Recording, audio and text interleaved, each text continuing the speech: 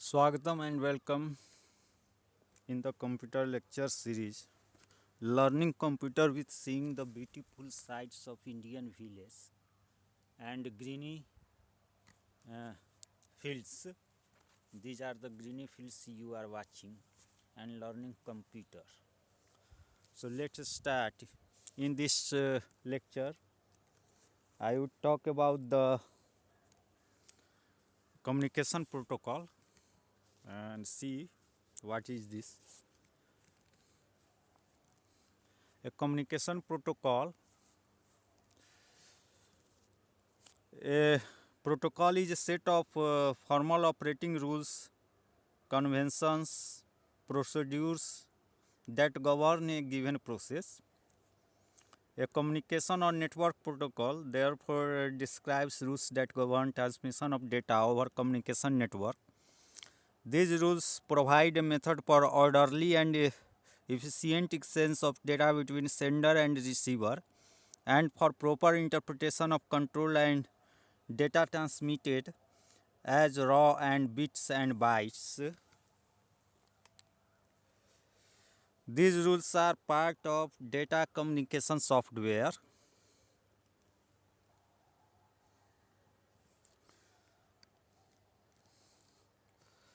In any computer network, a communication protocol normally performs following functions for efficient and error-free transmission of data, and it has a separate set of rules for performing each of these functions. See these one by one. The data routing. The data routing rules decide the path between source and destination node of a message. Next is data sequencing. It refers to breaking a long message into a smaller packet of fixed size. Data sequencing rules defines method of numbering packet to detect loss or duplication of packet and to identify packet belonging to the same message. And the next point is data formatting. Data formatting rules define which group of bits or characters within a packet constitute data, control, addressing, or other information. Next point is error controlling. Error controlling and error controlling rules detect error in message to ensure transmission of correct message. The most common method for correcting error is to transmit an erroneous message block. This method requires coordination between receiver and sender nodes so that the receiver node discards a block having error and the sender node retransmits the block. Next one is flow controlling. In flow controlling, rules prevent a fast sender from flooding a slow receiver with data by regulating flow of data on communication lines. In this manner, they ensure resources sharing and protection against traffic congestion. Next point is precedence and order of transmission. By these rules, we ensure that all nodes get a chance to use communication lines and other resources of a network based on priorities assigned to them. And the next point is data security. These rules defines mechanism for providing security and privacy of message sent or received over the network. And the last one is connection establishment and termination.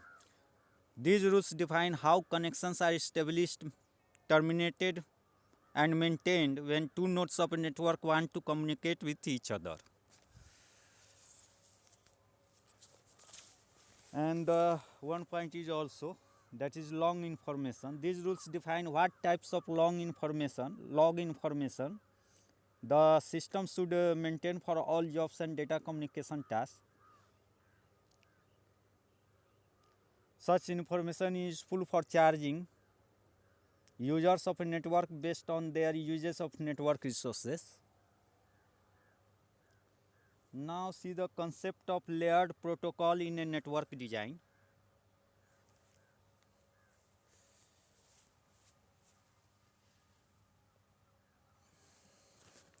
So modern computer network have modular design for easy and efficient handling of system.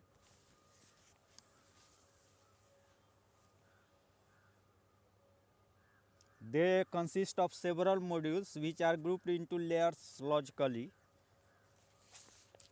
Each layer offers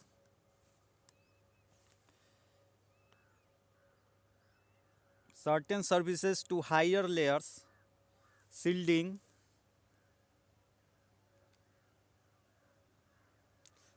those layers for implementation details of services offered by lower layers. Each layer has its own set of protocol. A particular layer of one machine communicates only with corresponding layer of another machine by using protocol of that layer. Now main reason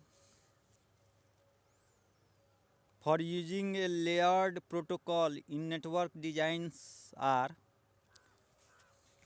layering of protocol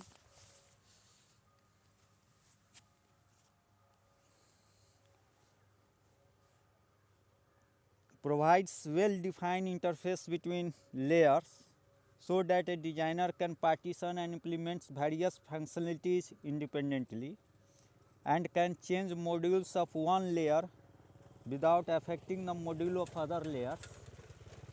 For example, if technology improves, a designer can change routing algorithm of a network control program without affecting the message sequence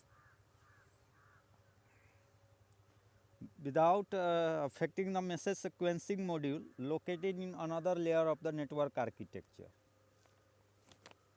Layering of protocol also allows interconnection between functionally paired layers in different locations.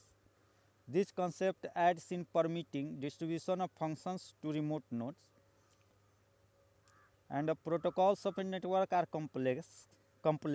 Designing them in layers make their implementation more manageable.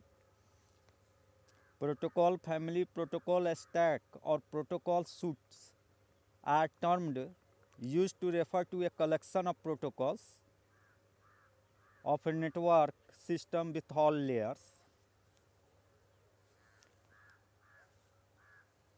Next one is topic is network interface card, abbreviated as NIC, network interface card. It is a hardware device that connects a computer to a network both functionally and physically. It is printed circuit board PCB which connects to one of the expansion slots of a computer and provides a port for attaching a network cable. It is an add-on card connected directly to a computer's input-output buses. It is also known as NIC or network card. Since an NIC connects directly to a computer input-output bus, design of network interface card is specific to a computer's input-output bus hardware, computer's operating system, and network's communication protocol.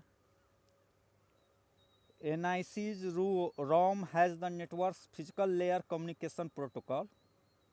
ROM means random access read-only memory.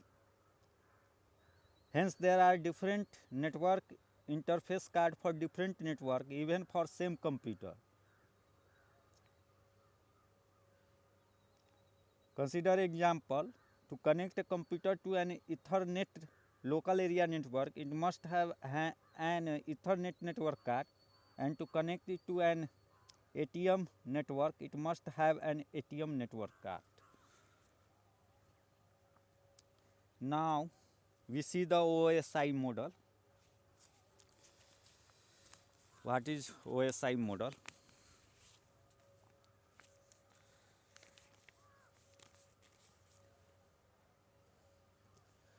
Initial computer network had their own set of standard and communication protocol for its network.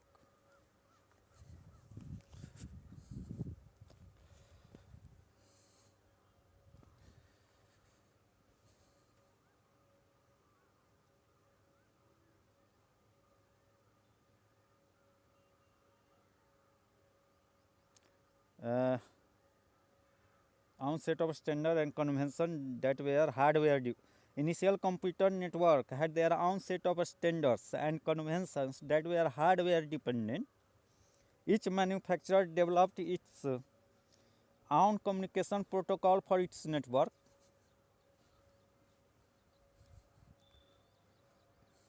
For example, some earlier communication protocol of this type were System Network Architecture by IBM,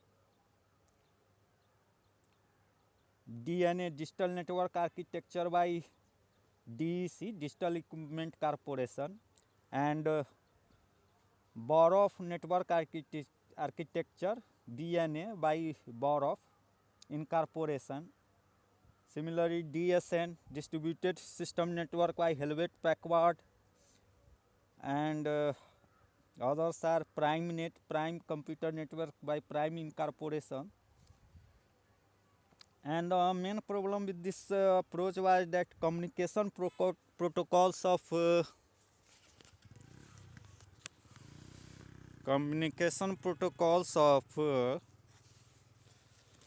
one network were not completely with one network were not compatible with any another network.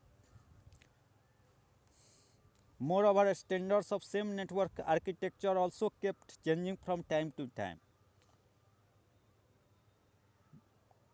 Consider the earlier version of SNA, that is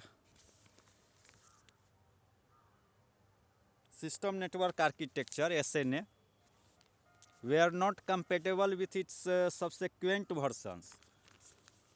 Such incompatibilities started creating bottleneck in efficient and proper utilization of network resources.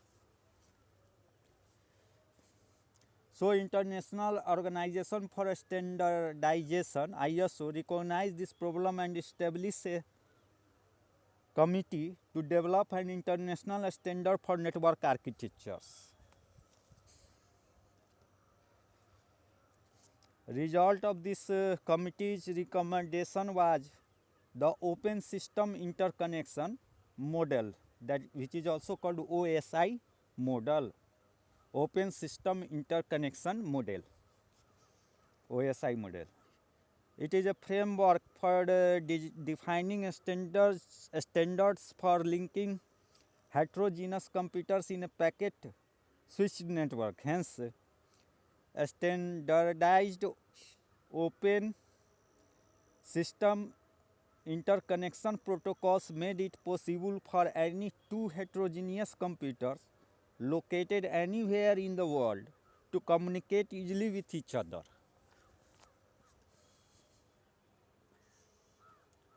Consider the architecture of a open system interconnection model.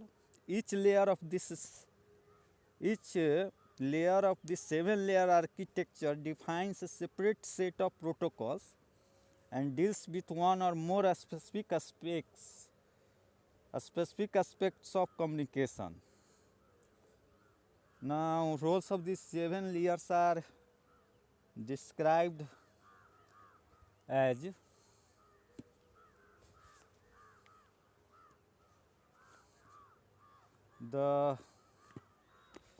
in this protocol, that is, in actual implementation of these 7 layers, first 3 layers are likely to be in hardware, next 2 layers in the operating system, and a presentation layer in library subroutines in user's address space and application layer in user's program. So let's see one by one these. What are their characteristics and their advantage, disadvantage. So first the layer is physical layer.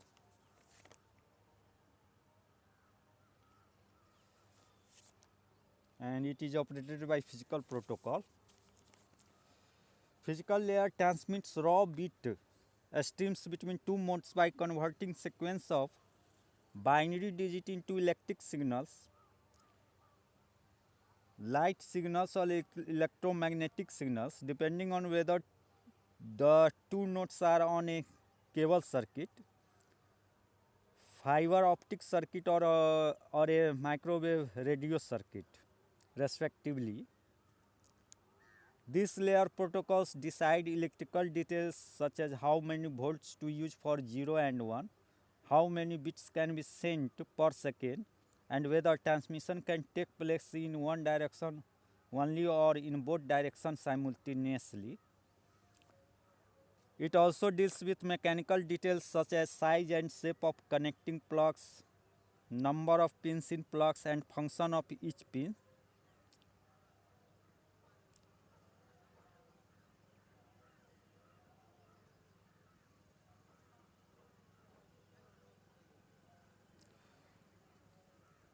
RS-232C is a popular physical layer standard for serial communication lines. Now the next layer is data link layer in OSI model.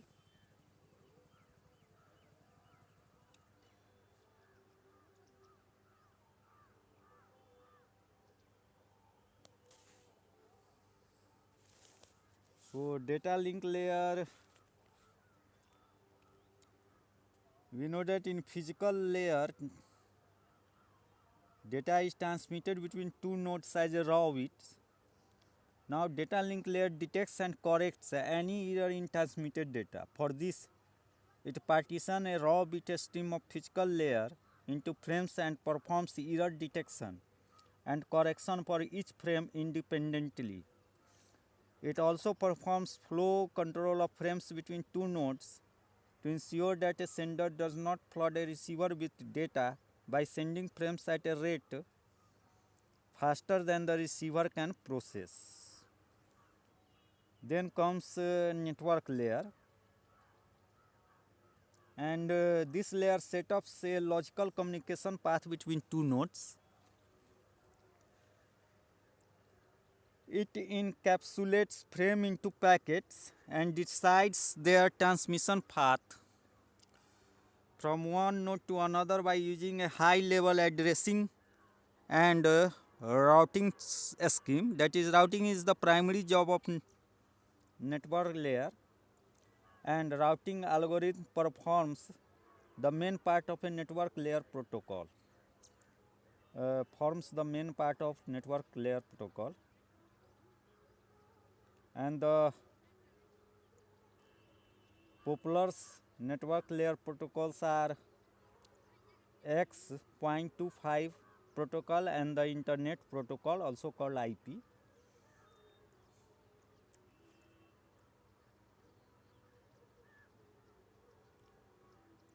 Here it is to note that the network layer functions are primarily required in a wide area network. In a single local area network, the network layer is largely redundant because a local area network transmits packet directly from any node on the network to any another node.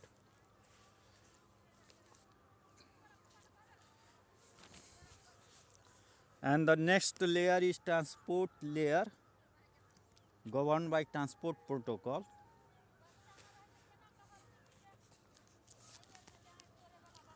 This layer accepts message of arbitrary length from session layer, segments them into packet, submits them to a network layer for transmission, and finally resembles the packet at destination.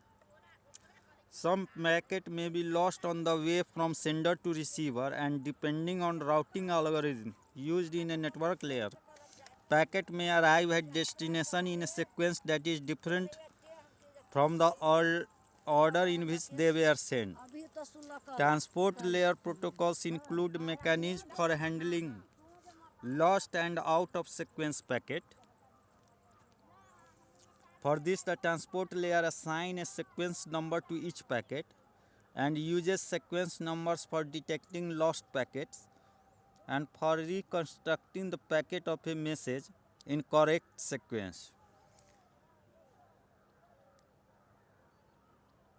And the protocols used in the transport layers are Transport Control Protocol (TCP) and User Datagram Protocol, abbreviated as UDP.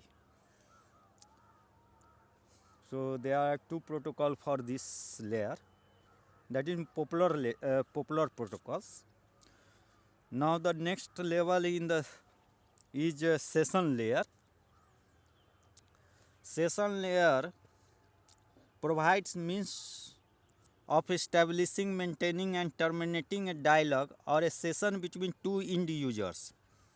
It allows communication parties to authenticate each other before establishing a dialogue session between them.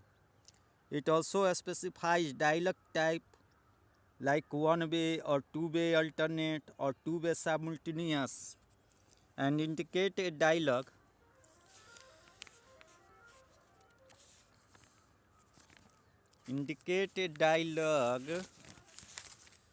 session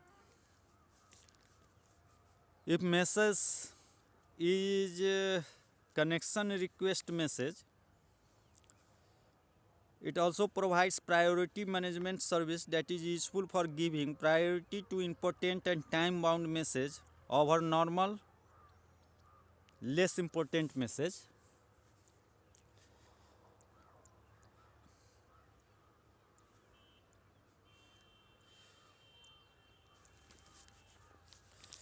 And the next one is presentation layer.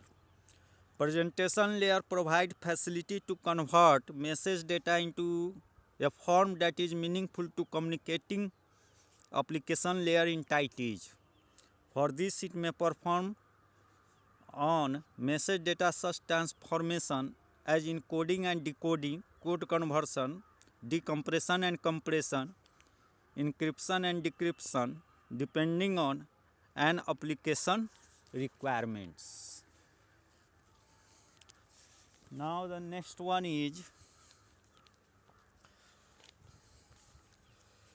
the last layer of OSI model is application layer, and this layer provides services that directly support end user of network. It is a collection of miscellaneous protocols for various commonly used applications such as electronic mail, file transfer, remote login, remote job entry and schemas for distributed databases. Some popular application layer protocols are X.400, which is also called electronic mail protocol, and X.500, also called directory server protocol, R-login, remote login protocol, and FTP, file transfer protocol. So these are the protocol for application layer.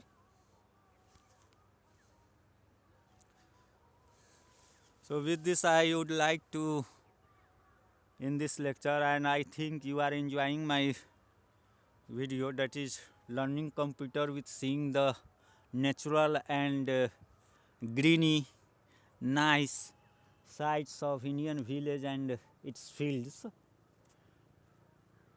These are the cultivating fields, and you are enjoying it, I think. So with this I in this lecture.